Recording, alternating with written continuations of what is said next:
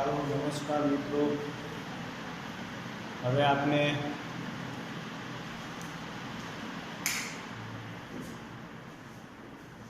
જો ધોરણ 12 chemistry chapter number 4 ની અંદર કોષ્ટક જે 4.2 આપેલ છે તે આપણે જોઈએ। તેના બે પ્રયોગના અનુસંધાને આપણે કોષ્ટક 4.2 છે એ સમજીએ। તો આ જે 4.2 કોષ્ટક છે જેની અંદર પ્રયોગ આપણે પ્રારંભિક એટલે કે એનોની સાંદ્રતા 0.30 આપેલ છે અને O2 ની પ્રારંભિક સાંદ્રતા 0.30 આપેલ છે અને જે નિપજ તરીકે NO2 બને છે એના નિર્માણનો પ્રારંભિક વેગ 0.096 થાય છે, બરોબર છે। જે આપણે પ્રક્રિયા NO2 બનવાની જે પ્રક્રિયા આપણે ભણ્યા છીએ આગળના લેક્ચરમાં, તેના પરથી આ કોષ્ટક 4.2 ની અંદર તેની માહિતી બતાવેલ છે। તો આ પ્રયોગ 1 જુઓ।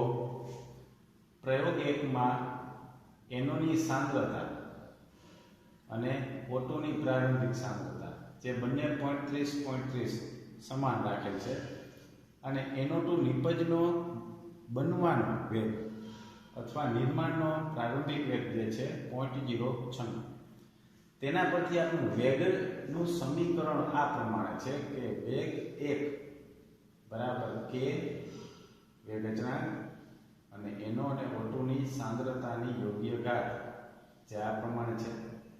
મિત્રો ખાસ જોજો, આ વેગ 1 નું સૂત્ર છે, બરોબર છે કે વેગ 1 આપણે પ્રથમ જે મોલું એક્ઝામ્પલમાં આપણે સાંદ્રતા બદલાવીને જોયું હતું એ પ્રમાણે આપણે પણ અહીંયા સાંદ્રતામાં ચેન્જીસ કરવાનું છે, ફેરફાર કરશું તો એના પર વેગ પર કેવી અસર થાય છે તે આપણે જાણવું છે। તો અહીંયા વેગ જે પહેલો આપણે કીધો છે વેગ 1 બરાબર k NO નો વર્ગ O2 ની સાંદ્રતા જેના બરાબર આ વેગ 1 નું મૂલ્ય કેટલું મળે છે 0.096। હવે આપણે નવો વેગ જોઈ, વેગ નંબર 2 પછીનો વેગ ક્યારનો સાંદ્રતામાં ફેરફાર કર્યા પછીનો વેગ એટલે 2। તો પછીમાં શું ફેરફાર કર્યો તો કે NO ની સાંદ્રતા 0.30 હતી 0.60 કરી એટલે કે ડબલ કરી, જ્યારે O2 ની સાંદ્રતા 0.30 ની 0.30 જ રાખેલ છે અને ત્યારનો NO2 નો નિર્માણનો એટલે કે NO2 નિપજ બનવાનો પ્રારંભિક વેગ કેટલો મળે છે 0.334। તો આપણે ચકાસી જોઈ કે NO ની સાંદ્રતા 0.60 ડબલ કરતા NO2 ના નિર્માણના વેગ પર એટલે કે એનું મૂલ્ય 0.384 મળે છે કે નહીં। તો આ પ્રથમ પ્રયોગનો વેગ 1 છે। હવે બીજા પ્રયોગનો આપણે નામ આપશું વેગ નંબર 2। આ વેગ બીજો બરાબર કે NO ની સાંદ્રતા 0.30 હતી, આપણે આ NO છે એની સાંદ્રતા ધારો કે આ 0.30 જ છે ને વેગ 1 પ્રમાણે।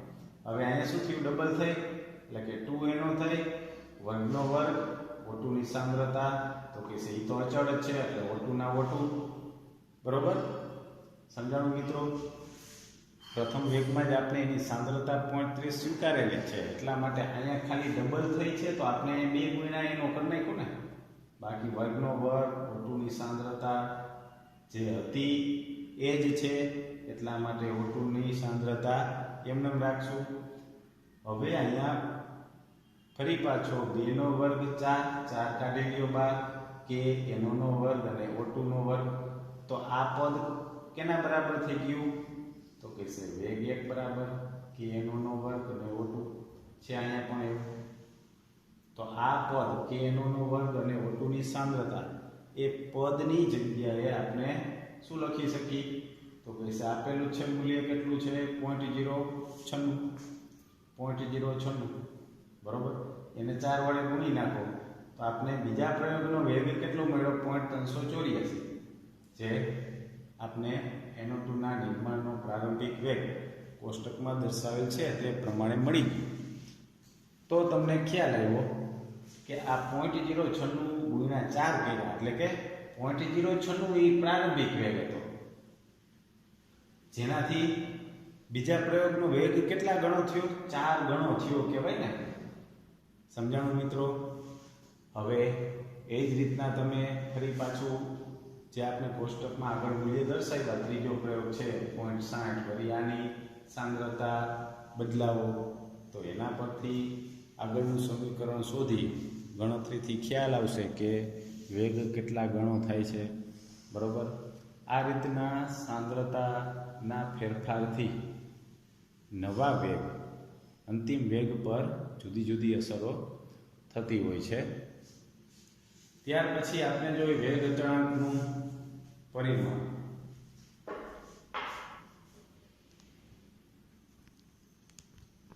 તો હવે આપણે અભ્યાસ કરશું વેગ અચળાંકનું પરિમાણ.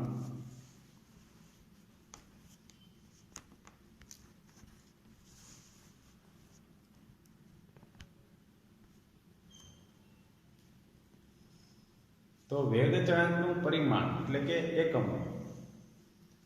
તો સામાન્ય પ્રક્રિયા મિત્રો આપણે દર્શાવી છે કે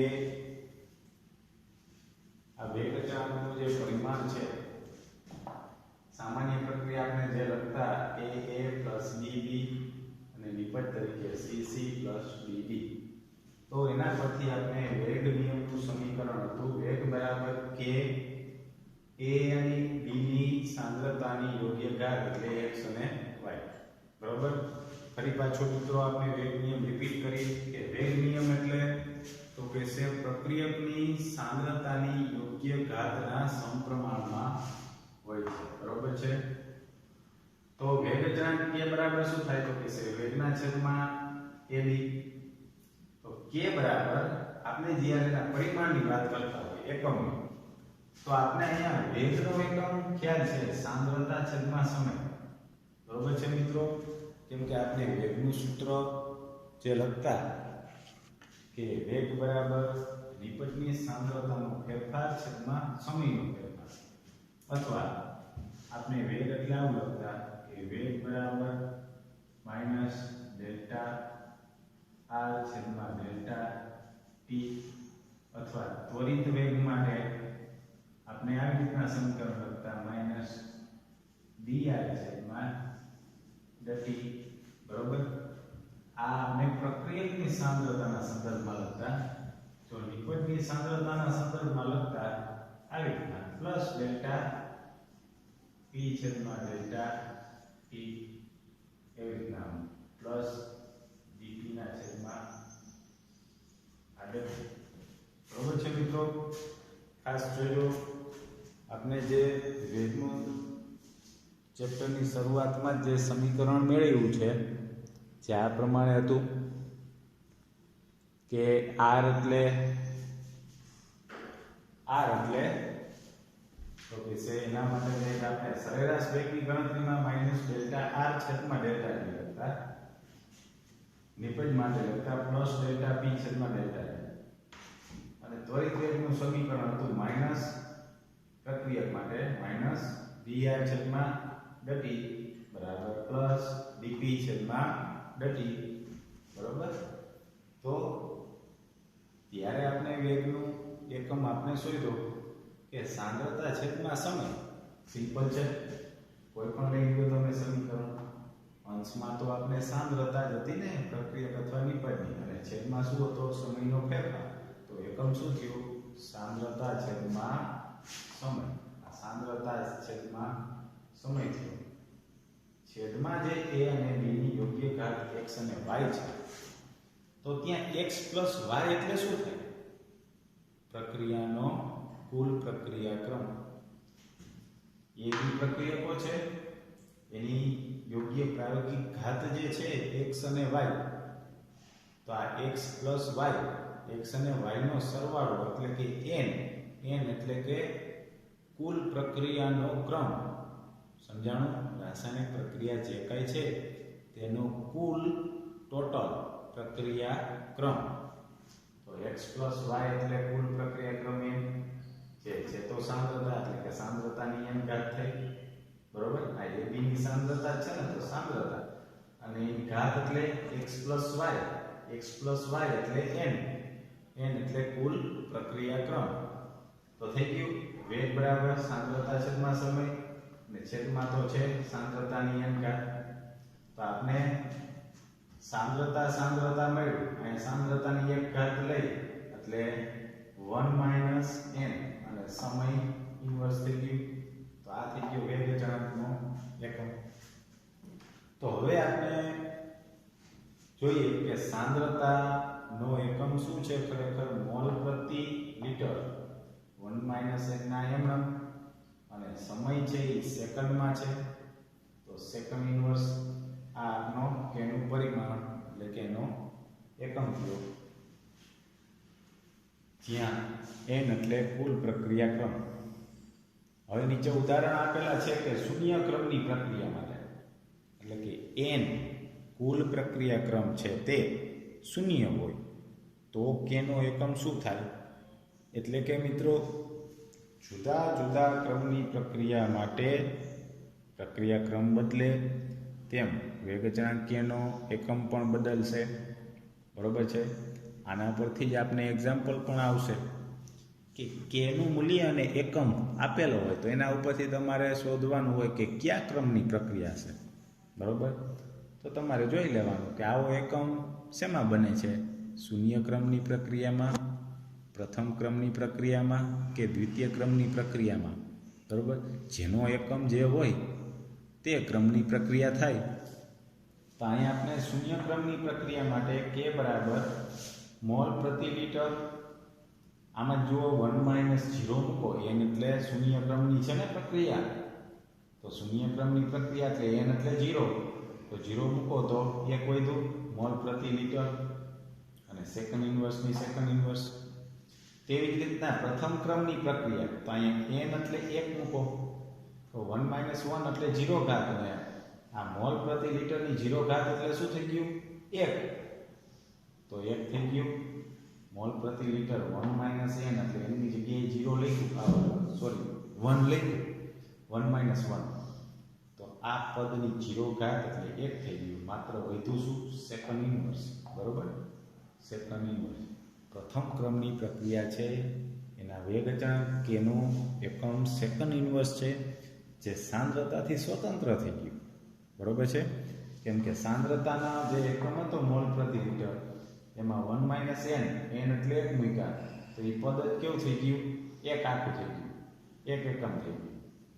એટલા માટે સેકન્ડ ઇન્વર્સ કેનો એકમ થયો. તો પ્રથમ ક્રમની પ્રક્રિયા એ સાંદ્રતાથી કેવી થઈ ગઈ? સ્વતંત્ર થઈ ગઈ. દ્વિતીય ક્રમની પ્રક્રિયા તો ફરી પાછું k બરાબર મોલ પ્રતિ લિટર 1 માઇનસ n ની જગ્યાએ 2 મૂકો 1 માઇનસ 2 તો માઇનસ 1 મળશે એટલે મોલ પ્રતિ લિટર માઇનસ ઇન્વર્સ અને સેકન્ડ ઇન્વર્સ. બરોબર છે. તો આની અંદર આપણે કોષ્ટક 4.2 જેમાં આપણે NO2 ના નિર્માણવાળી જે પ્રક્રિયા હતી તેના પરથી સાંદ્રતાના ફેરફારની વેગ પર કેવી અસર થાય છે તે જોયું અને વેગ અચળાંક કેનું પરિમાણ. બરોબર છે. આ વેગ અચળાંક કેનું પરિમાણ એટલે કે એનો એકમ વિશે આપણે અભ્યાસ કર્યો.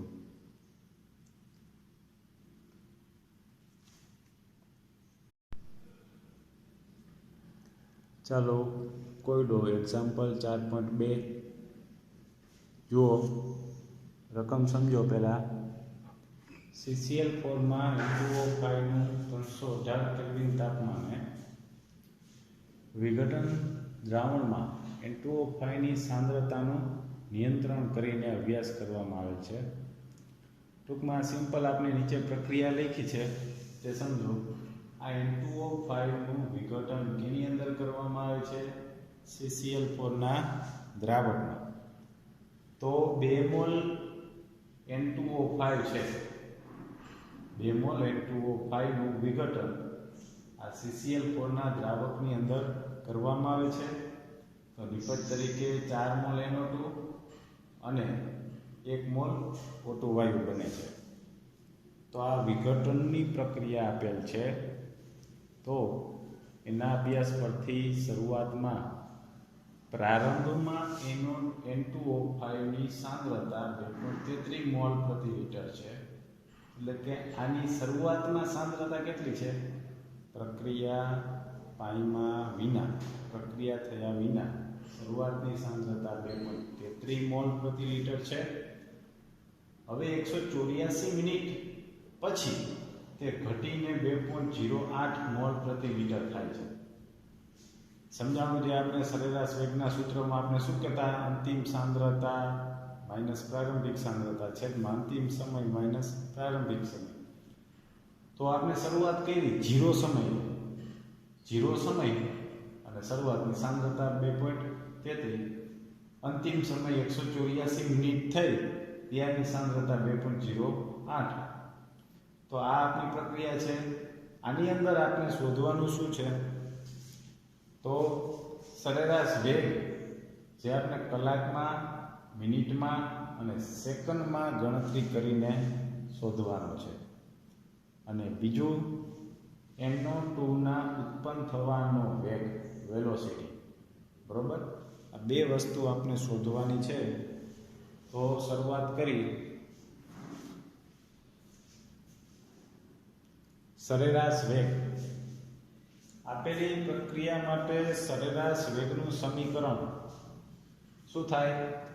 તો સરેરાશ વેગ બરાબર પ્રક્રિયકની સાંદ્રતાનો તફાવત, અને જો તત્વયોગ મિતિ હોય તો એના વડે ભાંગવામાં આવશે. બરોબર છે મિત્રો? ફરીથી યાદ કરતા જાય, રિપીટ કરતા જાય. જે કાંઈ તત્વયોગ મિતિ હોય તો સરેરાશ વેગના સૂત્રમાં અથવા તો ત્વરિત વેગના સૂત્રમાં આપણે જે તે તત્વયોગ મિતિ વડે ભાંગવા પડે. તો 2 છે તો 1/2 કૌંસની અંદર માઇનસ. શું કામ? પ્રક્રિયકની સાંદ્રતા સમય સાથે ઘટતી હોય છે એટલા માટે માઇનસ. ડેલ્ટા N2O5 ની સાંદ્રતા છેદમાં ડેલ્ટા ટી. સરેરાશ વેગ બરાબર જ 1/4 નિપજ માટે 1/4 કૌંસમાં પ્લસ, કેમ કે નિપજની સાંદ્રતા વધતી હોય છે એટલા માટે પ્લસ ડેલ્ટા NO2 છેદમાં ડેલ્ટા ટી. હજી બરાબર પ્લસ ડેલ્ટા O2 ની છેદમાં ડેલ્ટા ટી. આ આખું સરેરાશ વેગનું સૂત્ર થયું. હવે અહીંયા આપણે કીધું છે કે આ N2O5 ની શરૂઆતની સાંદ્રતા કેટલી છે? તો કે છે 2.33, જે ઘટીને કેટલી થઈ? 2.08. એટલે આપણે કહીએ અંતિમ સાંદ્રતા R2 માઇનસ R1. બરોબર છે મિત્રો? R2 માઇનસ R1 અંતિમ સાંદ્રતા માઇનસ પ્રારંભિક સાંદ્રતા છેદમાં ડેલ્ટા ટી છે. તો સમયનો તફાવત શું થયો? જ્યારે શરૂઆત કરી હોય ત્યારે ટી બરાબર 0 સમય હોય ને, અને 184 મિનિટ પછી આપણે વેગ શોધવાનો છે. તો 184 મિનિટ એ શું થયો? T2 અંતિમ સમય. તો 184 માઇનસ 0 એટલે એ તો 184 મિનિટ જ થયું. બરોબર છે? તો આનું સાદુરૂપ આપતા 6.79 ગુણ્યા 10⁻⁻⁴ મોલ લિટર ઇન્વર્સ પ્રતિ મિનિટ. આ આપણે મિનિટમાં જવાબ આવ્યો છે, કેમ કે 184 મિનિટમાં હતી એટલે આપણે મિનિટમાં જવાબ આવ્યો છે. હવે એને કલાકમાં ફેરવવું હોય તો શું કરવું પડે? તો કે 60 મિનિટ હોય ત્યારે 1 કલાક થાય. બરોબર છે મિત્રો? તો આપણે આને 60 વડે અહીંયા જ ગુણી નાખીને 60 વડે ભાંગી નાખીએ એટલે અંશમાં અહીંયા ગુણ્યા છે ત્યારે મિનિટ છે એ કલાકમાં ફેરવાઈ જાય. તો જવાબ આવશે 4.07 ગુણ્યા 10⁻²² મોલ લિટર ઇન્વર્સ પ્રતિ અવર. બરોબર? હવે એ જ કલાકવાળો સેકન્ડમાં સમય અથવા તો આ મિનિટવાળામાં, બરોબર, કેટલી સેકન્ડે મિનિટ થાય? તો કે 60 સેકન્ડે મિનિટ થાય. તો ફરી પાછું 60 વડે ગુણીને ભાંગો તો આપણે જે જવાબ મળશે 1.13 ગુણ્યા 10⁵ એ જવાબ સેકન્ડમાં આવ્યો. તો આપણે જે શોધવાનો હતો જવાબ કલાક, મિનિટ અને સેકન્ડ, એ આપણે આ 3 જવાબ મળી ગયા. બરોબર છે? હવે પછી આપણે શોધવાનું છે NO2 ના ઉત્પન્ન થવાનો વેગ. એટલે આમાંથી કેનો વેગ? આ NO2 કોણ છે? આ છે. તો આપણે સરેરાશ વેગ બરાબર આ પણ લખી શકાય ને, બરોબર. જો મિત્રો આપણે રકમની અંદર NO2 ની આ N2O5 ની સાંદ્રતાનો તફાવત દર્શાવો તો આપણે પછી એમાં આને કોઈને ભેગા લેવાની જરૂર નથી. ખાસ યાદ રાખજો, સરેરાશ વેગ બરાબર આની સાંદ્રતાનો તફાવત પણ થાય છે, તેવી જ રીતના બરાબર આ પણ થાય છે અને બરાબર આ પણ છે. તો આ ત્રણ પૈકી જે પણ સાંદ્રતા શરૂઆતની અંતિમ આપેલી હોય અને તેનો વેગ શોધવાનો હોય તે આપને મળે છે. જેમ આપણે અહીંયા N2O5 ની સાંદ્રતાનો તફાવત મૂક્યો, બરોબર છે. કોનો? પ્રક્રિયકની સાંદ્રતાનો તફાવત દર્શાવ્યો એટલે આપણે સરેરાશ એની સાપેક્ષમાં મેળવ્યું. હવે આપણે શોધવાનું છે NO2 ના ઉત્પન્ન થવાનો વેગ, બરોબર છે. તો આપણે સરેરાશ વેગ બરાબર જેમાં હતું એવી જ રીતના સરેરાશ વેગ બરાબર આ પણ થાય છે, કેમ કે NO2 અહીંયા છે, બરોબર છે મિત્રો. એવી જ રીતના સરેરાશ વેગ બરાબર O2 ના ઉત્પન્ન થવાનો વેગ છે એ પણ શોધી શકાય છે, પણ આપણે રકમમાં કીધું છે NO2 ના ઉત્પન્ન થવાનો વેગ. તો આપણે ફરી પાછું આપણે સૂત્ર લખશું કે વેગ બરાબર 1/4 અને ડેલ્ટા NO2 છેદમાં ડેલ્ટા T, બરોબર છે મિત્રો. જો સાવ સિમ્પલ જ છે.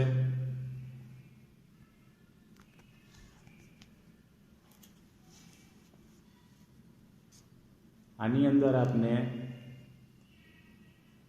NO2 ના ઉત્પન્ન થવાનો વેગ શોધવાનો છે, એટલા માટે આપણે દર્શાવ્યું છે વેગ બરાબર 1/4 કૌંસમાં ડેલ્ટા NO2 છેદમાં ડેલ્ટા T, બરોબર. મૂળ સૂત્ર જે સમીકરણ આપણે પ્રક્રિયા માટેનું લખ્યું હતું એના પરથી જ આપણે વેગ બરાબર નિપજનું લઈ લીધું. તો એની અંદર અહીં જે છે આ ચારને આપણે આ બાજુ આવવા દઈએ તો વેગ ગુણ્યા 4 થાય. તો ડેલ્ટા NO2 છેદમાં ડેલ્ટા T બરાબર શું કીધું કે છે 4 ગુણ્યા વેગ. વેગ એટલે જે આપણે મળ્યો તે મિનિટ વાળો જે આપણે જવાબ મળ્યો તો એ મિનિટ વાળો લખશું તો આ મિનિટમાં જવાબ આવશે, કલાક વાળો જવાબ લખશું તો કલાકમાં જવાબ આવશે, બરોબર છે. તો આપણે મિનિટ વાળો લખ્યો 6.79 ગુણ્યા 10⁻⁴ મોલ પ્રતિ લિટર મિનિટ ઇન્વર્સ, બરોબર. મોલ પ્રતિ લિટર પ્રતિ મિનિટ બોલો તોય ચાલે અને જો છેદમાં દર્શાવો તો પણ ચાલશે. તો આપણે એમને બી ખ્યાલ આવવો જોઈએ મિત્રો, NO2 ના ઉત્પન્ન થવાનો વેગ છે એ જે ઓલા પ્રક્રિયકનો વપરાવાનો વેગ હતો એના કરતાં કેટલા ગણો થયો? 4 ગણો થયો, બરોબર છે. અને NO2 ના ઉત્પન્ન થવાનો વેગ આપણે ગણતરીથી શોધી તો 4 વડે ગુણી નાખો, કેટલો મળશે? 2.72 ગુણ્યા 10⁻³ હવે આમાં વધારે મિત્રો આપણે દર્શાવવું છે કે O2 નો ઉત્પન્ન થવાનો વેગ શોધવાનો. O2 નો ઉત્પન્ન થવાનો વેગ તો આપણું આવું સૂત્ર હતું ને કે વેગ બરાબર O2 માટે તત્વોની મિતિ કાંઈ હતી નહીં, જે માત્ર આટલું હતું ડેલ્ટા O2 છેદમાં ડેલ્ટા T, બરોબર છે મિત્રો. મૂળ જે આપણે ડાબી સાઈડ સરેરાશ વેગનું પ્રક્રિયા માટેનું આખું સમીકરણ લખેલું એના ઉપરથી જ આપણે જે NO2 ના ઉત્પન્ન થવાનો વેગ શોધ્યો, એવી જ રીતના O2 ના ઉત્પન્ન થવાનો વેગ શોધવો હોય તો ફરી પાછો વેગ એટલે વેગનું મૂલ્ય તો આપણે મળેલું હતું આગળ, જે આપણે અહીંયા લખ્યું છે એ જ 6.79 ગુણ્યા 10⁻⁴ બરાબર. હવે આમાં તો બીજું તો કાંઈ અહીંયા તત્વ યોગ નીતિ વડે ભાંગેલું કે ગુણાકારમાં કાંઈ છે નહીં, તો ડેલ્ટા O2 છેદમાં ડેલ્ટા T. તો આ આપણે જવાબ મળી ગયો O2 ના ઉત્પન્ન થવાનો વેગ, જે પ્રક્રિયકના વપરાવાનો વેગ છે તેના જેટલો જ આપણે મળ્યો છે, બરોબર છે. આમાં કોઈ પણ આ રીતના પ્રક્રિયક અથવા નિપજના ઉત્પન્ન થવાનો વેગ આ રીતના શોધી શકાય છે. ચાલો, થેન્ક યુ મિત્રો.